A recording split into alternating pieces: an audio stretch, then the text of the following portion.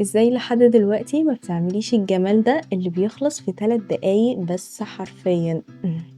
تسوية الطاسة وتسوية الاير فراير، تعالى اقول لكم اهني احسن. يلا بينا. اول حاجه هنحتاج 500 جرام من البطاطس المسلوقه، مسلوقه عاديه خالص في ميه، وبعدين بالشوكه هبدا ان انا اهرس البطاطس المسلوقه دي كويس قوي لحد ما يبقى القوام بتاعها ناعم.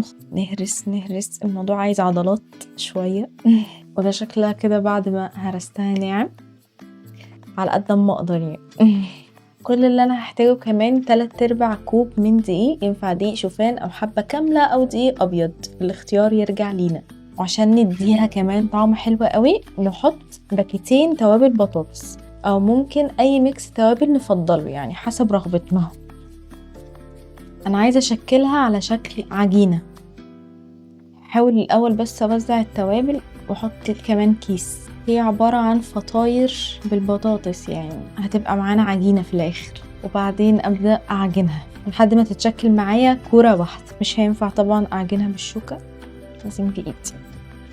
ولو حاسين ان هي مش بتتلم معانا على هيئة عجينة ممكن نزود شوية كمان من الدقيق. لحظة ادراكي ان كان ممكن اعملها في محضرة الطعام بجد، بس هي بتتفرفت شوية فحاساها محتاجة رشة بسيطة قوي بالدقيق بس عشان تشكيلها يعني يكون سهل. وبس كده العجينة ضن. وبعدين هبدأ اشكلها على شكل كده كور صغيرة، على شكل فطاير كده، واحشيها من جوه جبنة موتزاريلا. ينفع اي نوع جبنة نفضلها، يعني جبنة شيدر، جبنة تركي، اي نوع جبنة. بعملها كورة وبعمل فيها فجوة كده، بعدين احط فيها حتة من الجبنة. انا هحط جبنة موتزاريلا وبعدين اقفل عليها. بعد ما تستوي بقى هتبقى على شكل فطاير صغننة كده، تبقى لذيذة قوي في الفطار لحد ما تبقى بالشكل ده. بعدين اخلص الكمية بتاعتي بقى كلها، وبعدين نيجي للتسوية. يا اما في طاسة على النار فيها مسحة بسيطة بالسمنة او الزيت، نحمص بس كده الفطاير دي. هي كل حاجة مستوية، هو دي بس هيتحمص وتاخد كريسب خفيف كده، او ممكن نسويها في الفرن او ممكن في الاير فراير زي ما نحب.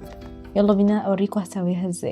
حطيت كده الفطاير ومسحتها مسحه بسيطه قوي بالزيت، بعدين هدخلها الاير فراير درجه حراره 160 5 دقايق تقريبا. طاسه مسحتها مسحه بسيطه بالزيت، هبدا احط الفطاير. وده شكل كده فطاير البطاطس بعد ما طلعت من الطاسه دي اللي استوت. وكده الاير فراير برضو بعد ما استوت دي كده اللي استوت في الاير فراير. تعالوا ندوق ونقارن بينها وبين الطاسه. يلا بينا. اول حاجه ملاحظاها انها نافشه اكتر وحساها كريسبي من بره وهشه قوي كده، دي اول ملاحظه يعني، بس هي سخنه شويه.